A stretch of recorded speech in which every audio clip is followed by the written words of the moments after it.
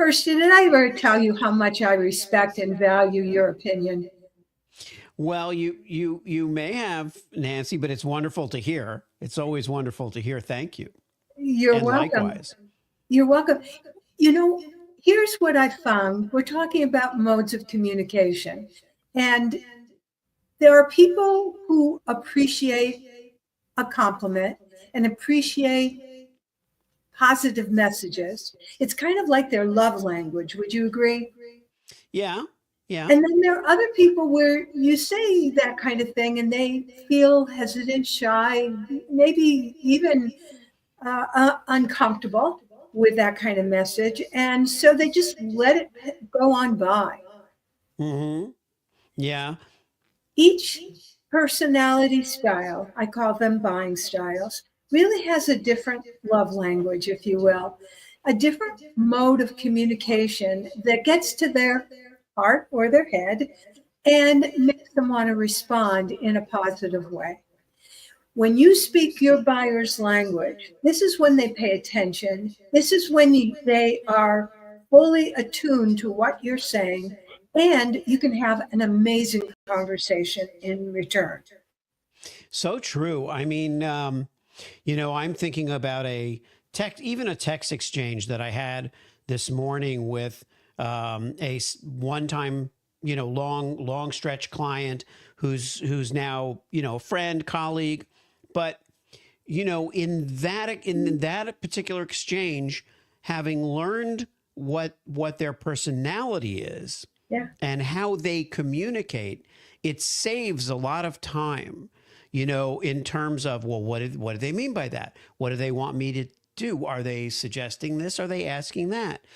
And all of that stuff was kind of, now, this is someone I know well, but I think the likability system, for example, of understanding that this isn't like, it's different to say, I have to understand 7 billion people in the world because everyone's unique.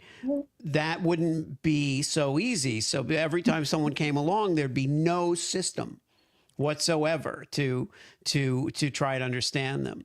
And so being able to kind of understand where they belong and where they fit and where they're most comfortable, that makes communication so much easier. I love the fact that you alluded to system because by being able to classify people into categories, it facilitates a system. Now, as you said, people really are unique, but 7 billion people, wow, that's way too many for me to deal with, right? Yeah. Or for any human being. In fact, many of the personality systems that I'm familiar with, although there are four personality styles, major categories, and everybody talks about these four major categories, invariably they give you some sort of code for all four. Hence, there's really 16 combinations that result, or even more combinations when you add maybe not duplicates, but the same score, etc. Mm-hmm. And I don't know about you. I've got a PhD. I've got a pretty good head on my shoulders, but I cannot put in my mind 16 different styles. It just won't compute. Four of them, turns out that the sweet spot for most human beings is three, four when we stretch ourselves. And that's the reason why postal codes or addresses tend to be broken down into three or four numbers at a time, because the human brain really has limits on how much we can comprehend. That's a really interesting point. I never thought of that. Well, and from my point of view, I I wondered why they added those other numbers to postal codes, those suffixes, because I just prefer not to use it. I don't know what the necessity is. I know my own zip code. I know my kids' zip codes. It's like how many numbers do I need to retain, right? Or think of phone numbers, Hirsch. There is usually a three-number area code Right. in the United States, then a three-number, I don't know, city code, or and then a four-number ID. Again, 334. It tends to be the pattern. or like Canadian postal codes, 3 and 3. Well, it's 6 altogether, but they don't put all 6 together. It's 3 and 3. Right. And we're capable of, this speaks to modes of communication as well. We're capable of retaining and understanding, learning these patterns, right? Right? But I think we tend not to do that with people. We think of, oh, they do this or they do that, or they're histrionic, or they're, or whatever. But we look at those things in almost a wild kind of, barrel of traits, you know.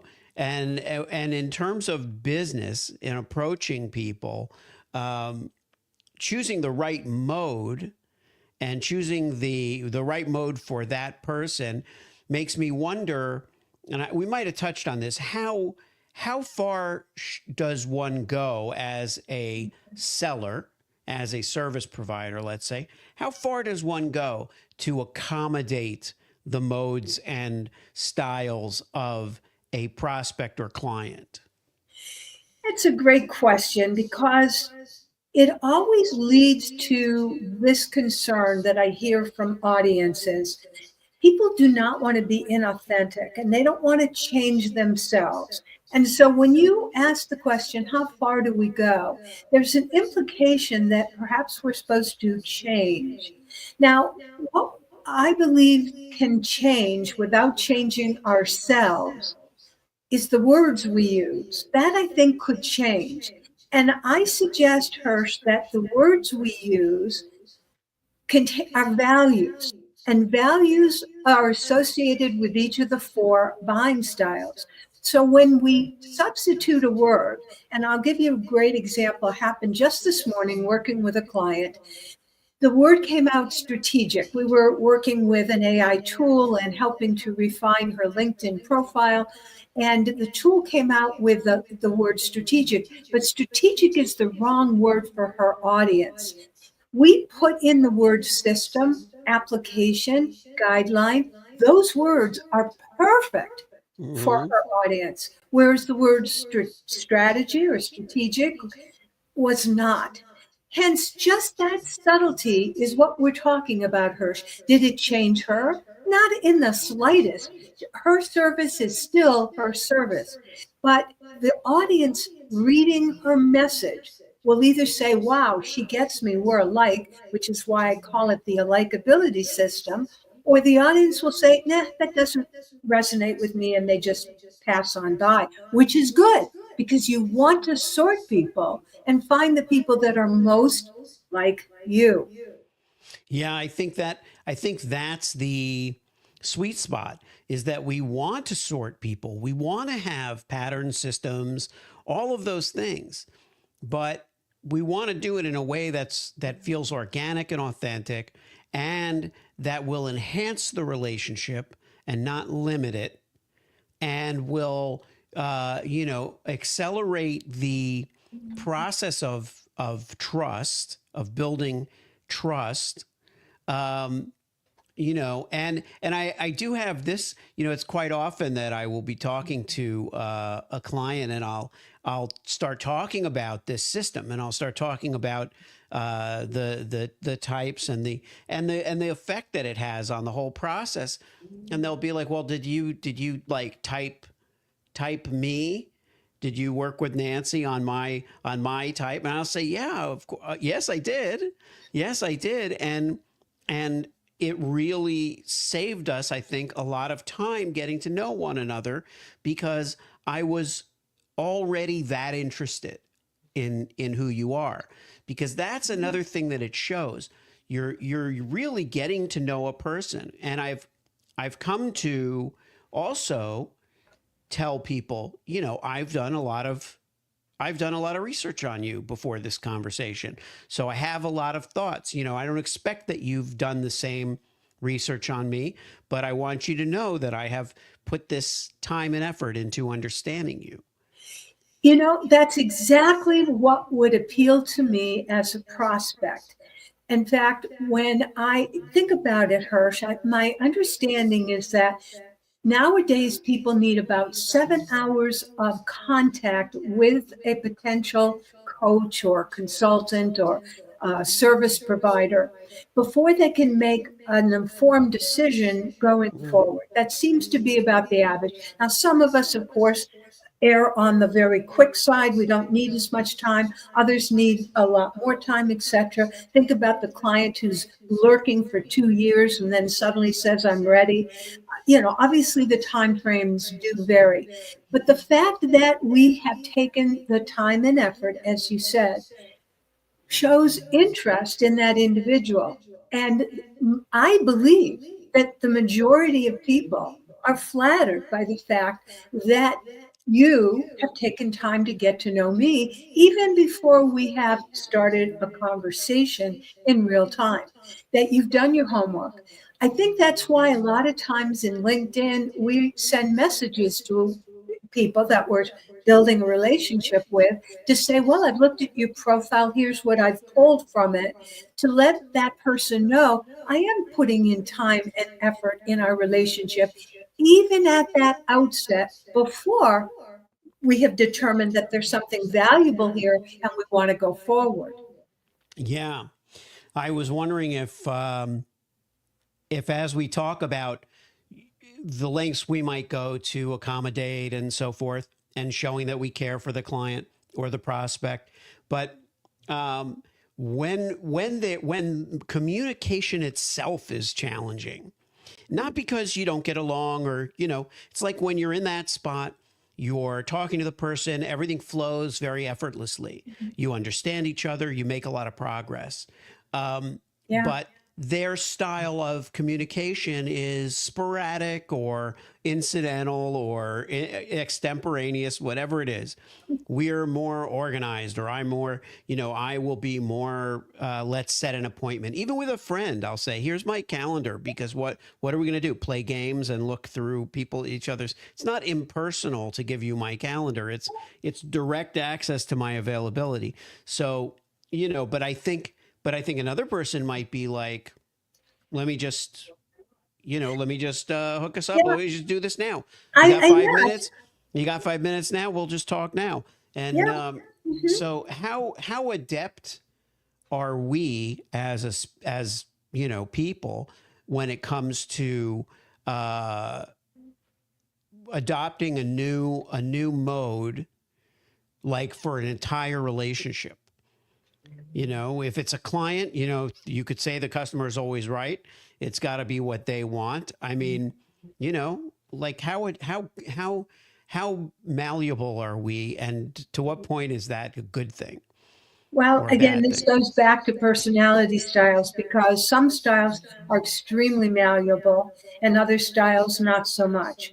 And as you were speaking, I was thinking there are styles that are, it's now, we're talking now, let's get your calendar out, let's schedule it, right? That's really the take charge action taker. It's what I call the Mm. number 2 style. And when the 2 style is high, people take action and get things done and they want it off their plate, and so they can go on to the next task. But there are people who want to take their time. It's later. Send me your calendar link. I'll look it over. I'll look at mine. I'll reflect. I'll think. I'll figure it. Obviously, different styles. So, what you're saying, and it's important, there are different styles. To what extent can we, as the service provider, accommodate another person's style? If they are a paying customer, then I am more apt to accommodate it. If they're a prospect or a referral partner and there isn't that, you know, relationship built, I may not be as accommodating. Like maybe you need to adjust to my style. So Right. I think just it depends on where we are in that relationship and what we're hoping to gain from it. And in some ways, it's not a bad test. Um, Yeah. in order to have a good I find anyway, in order to have a good client consultant relationship, the client has to be coachable in some way, right? They have to be receptive to ideas and not just pay lip service to, we've all had those clients where they're like, oh, you're so brilliant. That's so amazing. But they won't do it. They absolutely won't do it because they won't do anything that isn't their idea. So, it might be a good test to say, well, why don't we use, my calendar this time, or why don't we actually nail it down, a week in advance, So and see interesting. how coachable they are. Because I have a coach right now who believes that you have to take charge, and it has to be my calendar rather than yours. See, if it's yours, somehow I'm on your turf, and I, Right. have to like yield to you, etc. So, his point of view, and I do think it's a masculine point of view, is that you Yes. have Yeah. to take charge of these things and, be the boss. Now, I'm of the opinion, because I'm much more of an accommodator, I am that number 4 style, first and foremost. I like to cooperate and collaborate. Hence, I will say to somebody, and by the way, I'm that number 2 as well, especially in business. Hmm. Well, here's my calendar link, or please send me yours. In other words, it's not like you have to use my link. And it's Yes. interesting how many people will respond back with their link versus those that don't. And as you said, I guess it's a test, Yeah. in terms of Yeah. how much do they want to be the number 2 in charge versus, being an accommodator. Yeah. Yeah. It's fun to explore. And that's maybe a final thought for today is, in the final analysis, this is supposed to be fun. Like, life is supposed to be as fun as we can make it. It's not supposed to be stressful, draining, plotting, kind of going through and capitulating and all this stuff. It's supposed to be collaborative. And, whatever makes you happy in your work style, but that's the idea. Go for your happiness zone, your happy place. Defend your happy place, whether it's that you never write anything down or that you keep everything in a book and you try to follow it to the letter. One of those things is making you happy. So, let's all try to share and encourage our happy place, and then hopefully find the right middle ground to get what we're looking to accomplish. Teamwork. I love it. I love it. So have a fun weekend. I hope you've enjoyed listening to this episode of Sales and Messaging. I'm Dr. Nancy Zier. I am Sales with Soul. And I'm Hirsch Repun. My new book is called Selling the Truth. So go to sellingthetruthbook.com. And of course, I am a holistic brand therapist if you need one. Have a great weekend, everybody. Thanks for tuning in. To yourself.